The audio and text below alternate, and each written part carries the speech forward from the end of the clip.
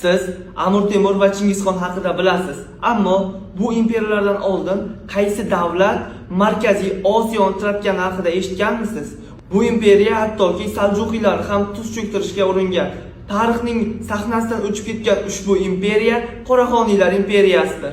Ushbu imperiyaning kelib chiqishi Xitoyning janubidan boshlanadi. Aynan Kidan qabilalari Xitoyga kelib o'rnashadi va shu yerda Xitoylar imperiyasiga asos soladi.